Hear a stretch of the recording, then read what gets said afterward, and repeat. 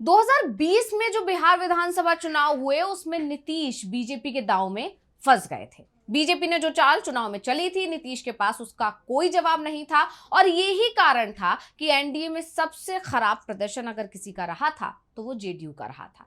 BJP JDU को कमजोर करना चाहती थी, जिसमें वो कामयाब भी हो गई थी। और इस बार भी बीजेपी की रणनीति में कोई बदलाव नहीं हुआ था। बीजेपी इस बार भी नीतीश कुमार और उनकी पार्टी को कमजोर करना चाहती थी और सिर्फ कमजोर ही नहीं, दावे तो ये किए जा रहे थे पूरी तरह खत्म करना चाहती थी। लेकिन नीतीश कुमार इस बार पहले से ही तैयार थे, इसलिए सीट बंटवारे से लेकर बीजेपी के हर पैंतरे की काट उन्होंने पहले ही तैयार कर ली। बीजेपी जेडीयू के वोट बैंक में सेंधमारी की कोशिश कर रही थी, लेकिन नीतीश ने इस बार अपना वोट बैंक एकजुट करने पर तो खासा जोर दिया ही, बीजेपी में भी सेंधमारी कर दी है। बीजेपी के कोर वोट बैंक पर नीतीश कुमार ने अपनी नजर गड़ा ली है और नीतीश ने इस बार जो सोशल इंजीनियरिंग की है उसने बीजेपी के ही होश उड़ा दिए हैं। तो महागठबंधन को चुपके से बड़ा फायदा पहुंचा दिया है। यह भी कहा जा रहा है कि करीब 30% वोट एकजुट कर नीतीश ने महागठबंधन के पाले में पहुंचा दिया है। तो आज हम अपनी स्पेशल रिपोर्ट में बीजेपी के खिलाफ नीतीश के बड़े प्लान पर ही करने जा रहे हैं बात। नमस्कार, मैं हूं अंशुदा। बीजेपी की कोशिश थी कि वो नीतीश को कमजोर कर देगी, उनकी पार्टी को खत्म कर देगी, लेकिन नीतीश ने तो बीजेपी को बिहार से ही आउट करने का प्लान बना लिया। आप जानते ही हैं बीजेपी की रणनीति रहती है, पहले वो सहयोगियों के सहारे से किसी राज्य में घुसती है और फिर उसके बाद धीरे धीरे अपने सहयोगी को ही खत्म कर देती है, जैसा कि उसने महाराष्ट्र में किया और यही मॉडल वो बिहार में भी लागू करना चाहती थी। लेकिन नीतीश कुमार ने बीजेपी की चाल को भांप लिया और बीजेपी के खिलाफ ही बड़ा प्लान तैयार कर लिया और इसके संकेत मिले हैं जेडीयू की तरफ से जारी की गई उम्मीदवारों की सूची से। जैसे ही ये सूची सामने आई, सियासी गलियारों में तो हड़कंप मच गया, साथ ही एनडीए के अंदर की जो लड़ाई है वो खुलकर सड़क पर भी आ गई। सूची आते ही चर्चा ने जोर पकड़ लिया, सवाल उठने लगा कि एनडीए महागठबंधन के खिलाफ चुनावी मैदान में उतरा है या फिर एनडीए के घटक दल एक दूसरे के खिलाफ चुनावी मैदान में उतरे हैं। क्या नीतीश सहयोगियों के खिलाफ ही चुनाव लड़ रहे हैं? दरअसल इस तरह के दावे इसलिए किए जा रहे हैं क्योंकि उनके उम्मीदवारों की लिस्ट में साफ तौर से दिखाई दे रहा है कि पार्टी ने सामाजिक संतुलन और कास्ट आधारित समीकरण को प्राथमिकता दी है। जेडीयू का यह कदम इस बार के चुनाव में उनकी रणनीति की एक बड़ी झलक देता है। जेडीयू ने अब 101 उम्मीदवारों की अपनी पूरी लिस्ट जारी कर दी है। आपको बता दें 2 लिस्ट जारी की गई थी और उसमें से अब दूसरी लिस्ट आने के बाद ये साफ हो गया है।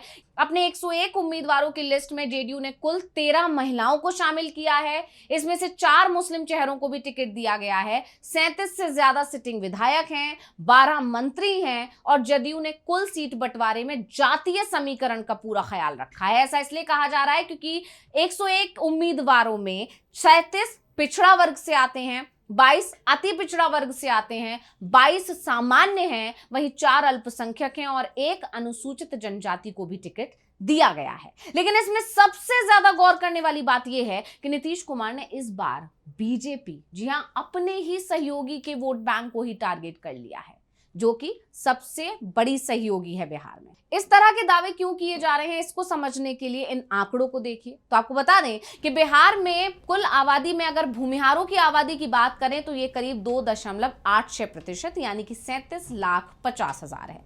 इसी तरह राजपूतों की बात की जाए तो 3.45% यानी कि 45,10,000 है।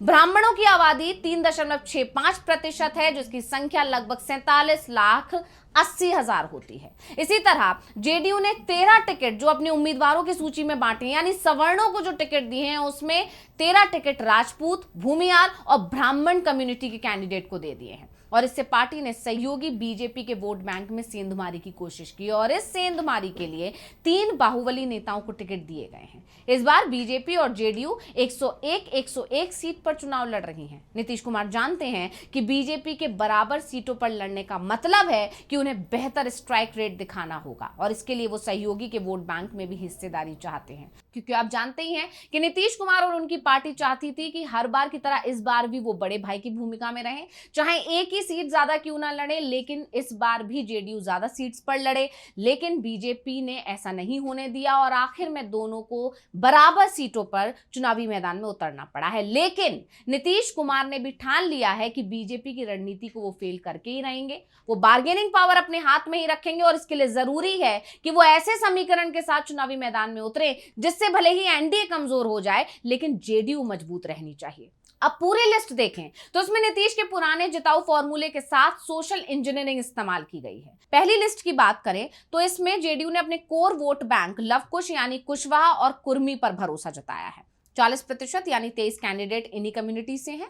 कुर्मी से ज्यादा कुशवाहा समुदाय को टिकट देना भी एक स्ट्रैटेजी है। इसका मकसद है आरएलएम लीडर उपेंद्र कुशवाहा के प्रभाव को कम करना और ये पक्का करना है कि ये वोट बैंक जेडीयू के साथ खड़ा रहे, यानी बीजेपी के साथ साथ अपने एक और सहयोगी को खत्म करने या कमजोर करने की रणनीति पर जेडीयू काम कर रही है। कुशवाहा कम्युनिटी को नीतीश कुमार का कोर वोट बैंक माना जाता है, आप सभी जानते हैं, और इसी वोट बैंक के सहारे नीतीश कुमार सत्ता में आए और अब तक बने भी हुए हैं और इसी को पकड़े रहना चाहते हैं नीतीश कुमार। बिहार के जातिगत सर्वे 2022 के मुताबिक राज्य में कोयरी समुदाय की आबादी 55 लाख है, ये कुल आबादी का 4.21% है। इसी तरह कुर्मी आबादी 40 लाख है जो कुल आबादी का 2.87% है और अमात समुदाय की आबादी की अगर बात करें तो ये करीब 2,80,000 है, यानी कि 0.2%।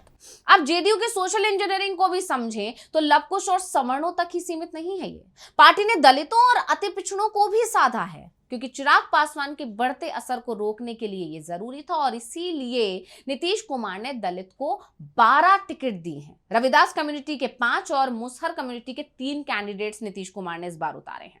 पासवान कम्युनिटी से सिर्फ 1 कैंडिडेट उतारा है और बिहार में दलित आबादी की अब बात की जाए, क्योंकि इसे भी समझना जरूरी है, तो करीब 19.65% वो आबादी है और 2020 के चुनाव में एनडीए से बागी हुए चिराग पासवान की पार्टी ने सबसे ज्यादा नुकसान जेडीयू को ही पहुंचाया था, क्योंकि चिराग पासवान ने साफ साफ ये मैसेज दिया था कि उन्हें नीतीश से दिक्कत है, ना कि बीजेपी से, और इससे सबक लेकर नीतीश कुमार पहले अपना घर सुरक्षित कर रहे हैं। वो जानते हैं कि अगर उनका कोर वोट बैंक एकजुट रहा तो पार्टी ठीक ठाक सीटें जीत सकती है। अब पूरी लिस्ट में सबसे ज्यादा गौर करने वाली बात यह है कि नीतीश कुमार ने इस बार मुस्लिम समुदाय को ज्यादा टिकट नहीं दिए हैं और इसके चलते नीतीश कुमार सवालों में घिर गए हैं। कई लोगों का यह भी कहना है कि नीतीश कुमार ने अपनी विचारधारा बदल दी है। यह भी कहा जा रहा है कि नीतीश कुमार बीजेपी के दबाव में है। दरअसल इस तरह के सवाल या कयास इसलिए हैं क्योंकि 2020 के विधानसभा चुनाव में जेडीयू ने 11 मुस्लिमों को टिकट दिया था, लेकिन इस बार सिर्फ 4 है। राजनीति के विश्लेषक इसको लेकर मानते हैं कि यह ध्रुवीकरण की रणनीति है।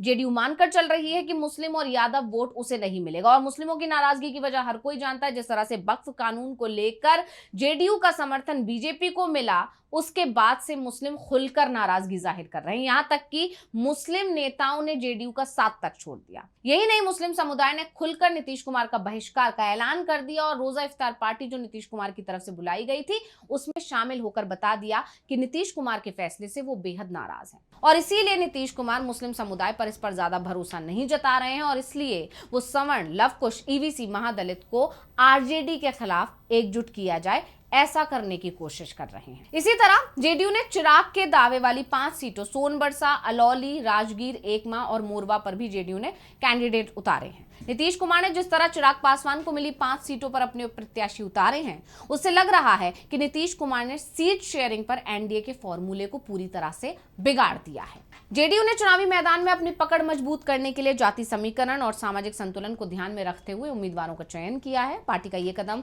दर्शाता है कि बिहार विधानसभा चुनाव 2025 में जेडीयू हर वर्ग के मतदाता को ध्यान में रखते हुए सत्ता की ओर अपने कदम बढ़ा रही है। ये सूची न केवल चुनावी राजनीति की दिक्कतों को दिखाती है बल्कि पार्टी की दूरदर्शी सोच और रणनीतिक योजना को भी उजागर करती है। यानी नीतीश कुमार इस फॉर्मूले के साथ काम कर रहे हैं कि जिससे बीजेपी जो उनको कमजोर करने की कोशिश कर रही थी वो उल्टा बीजेपी को कमजोर करें और बीजेपी पर हावी होकर जो बीजेपी महाराष्ट्र मॉडल लागू करने के सपने सजा रही थी उस सपने को पूरी तरह से खारिज कर दें या तोड़ दें। अब देखना यह होगा कि नीतीश कुमार की ये कोशिश कितना कामयाब हो पाती है। लेकिन एक बात तो साफ है कि एनडीए में अंदर बगावत हो गई है और सभी सहयोगी दल एक दूसरे को कमजोर करने के लिए ही चुनावी मैदान में उतर रहे हैं, ना कि महागठबंधन के खिलाफ। तो स्पेशल रिपोर्ट आपको कैसी लगी हमें कमेंट करके अपनी राय जरूर दीजिएगा। इसी के साथ मुझे दीजिए इजाजत। देखते रहिए डीवी लाइव। नमस्कार।